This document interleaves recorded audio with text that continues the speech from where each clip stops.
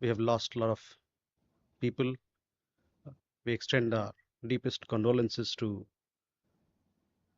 all those who have lost their loved ones. There are, I understand, several foreigners also.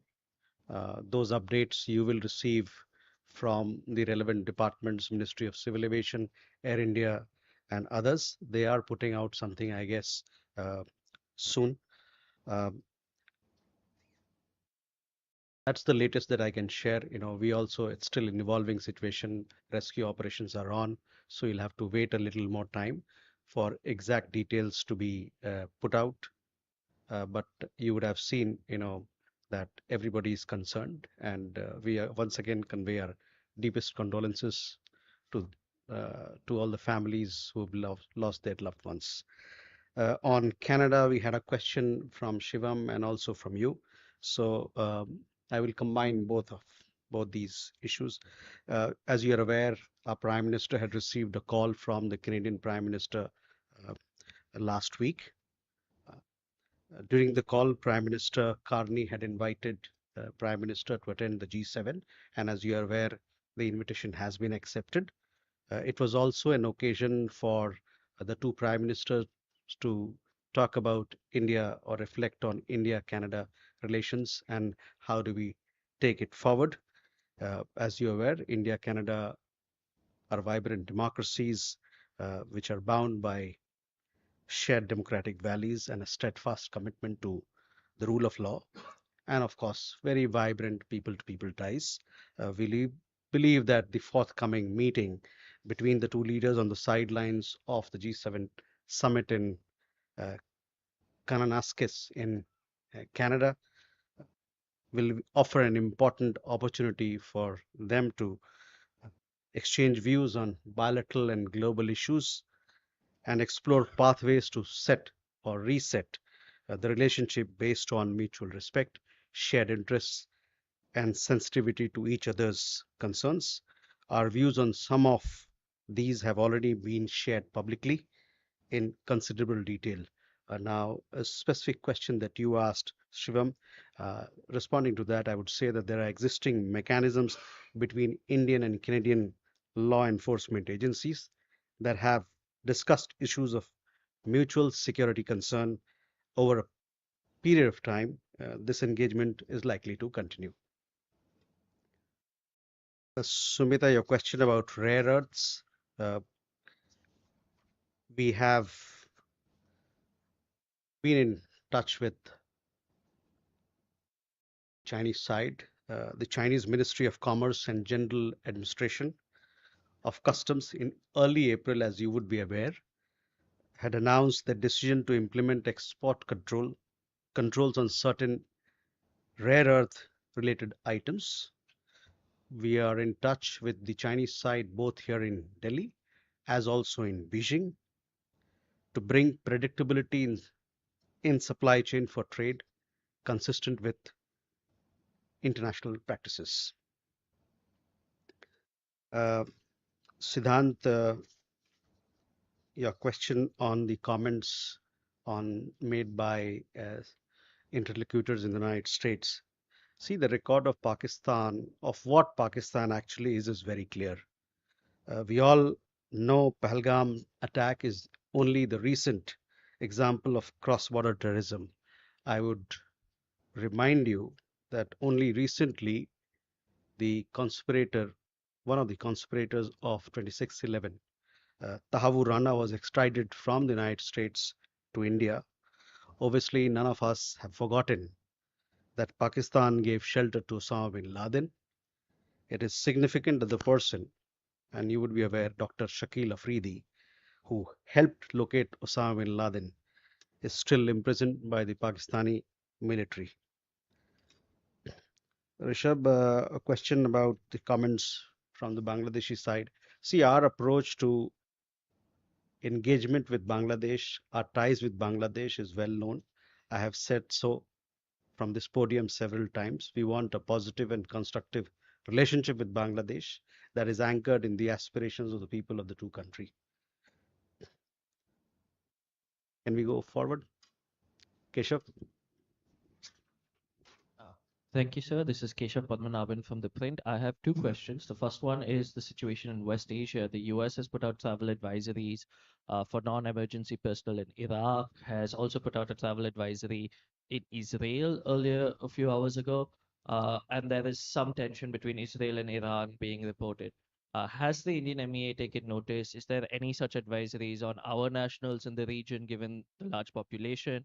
And I just wanted to understand our position on the growing tensions there at this specific moment in time. Okay. My second question, sir, is was there were two calls between Indian and Canadian leaders, the prime ministers as well as the foreign ministers in the last week.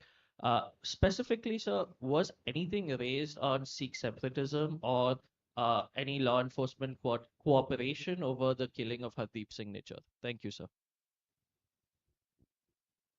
Okay. Yeah. Good evening, sir. This is Megha from NewsX. My first question is about this Pelican project, where Canada has busted a drug racket that involved financing anti-India activities. What is the Indian Ministry of External Affairs reaction to this? Also, is there any information regarding Prime Minister Narendra Modi's bilateral meetings with other heads of states at the G7 summit?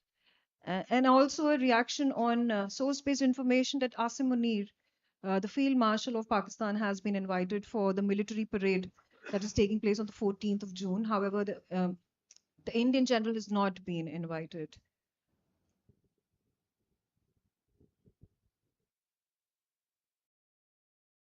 Okay. Uma. So I'm Huma Siddiqui from Stat News Global. I have two questions. One, do you have any update on the Indian illegal immigrants post the ICE getting very aggressive in Los Angeles? That is one. And the second, there are reports that a lot of Indian students are being deported from the UK. Do you have anything on that?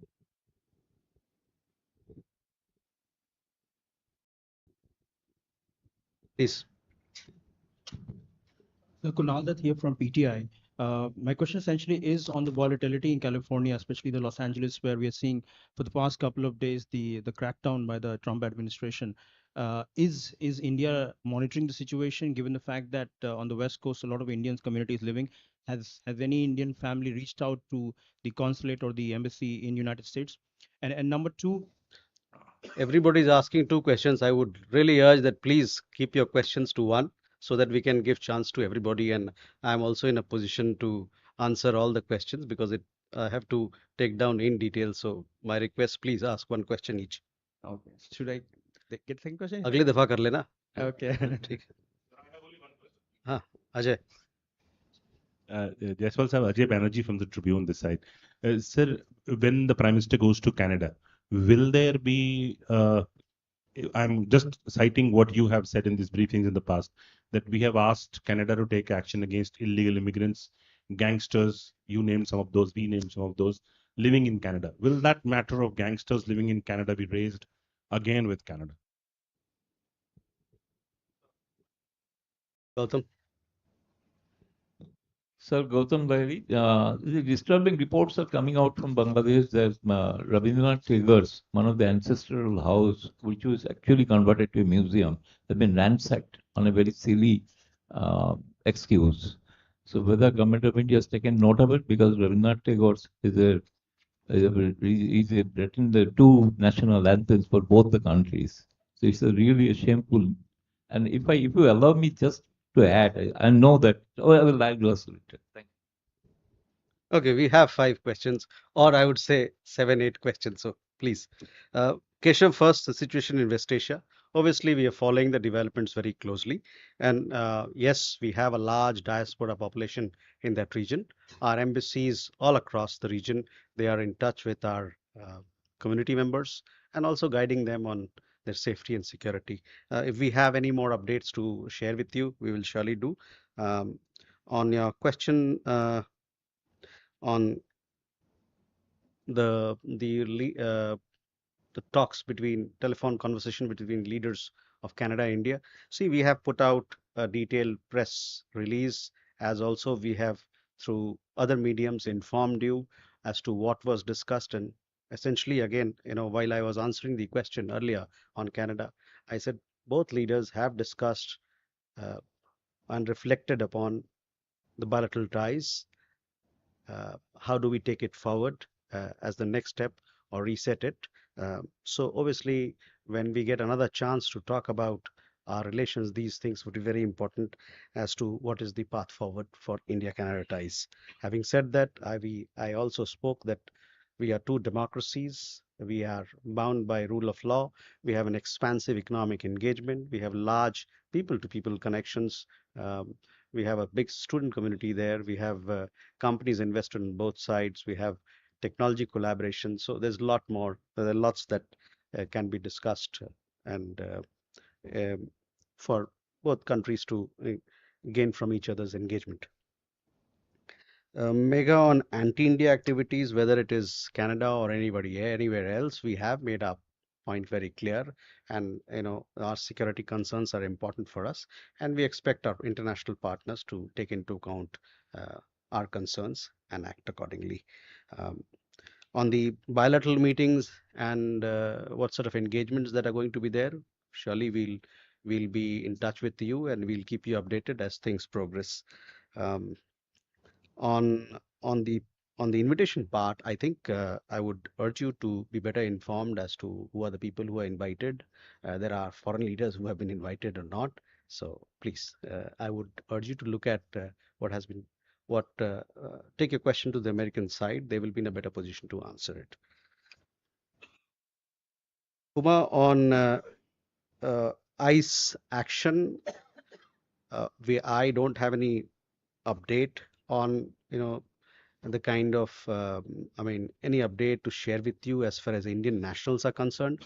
But having said that, we have made our position very clear, of which you are aware that you know as and when if there is a person who's illegally staying not just in the United States but anywhere in the world, if he or she his nationality is verified, uh, and we are certain that he or she is an Indian, then we obviously take them back.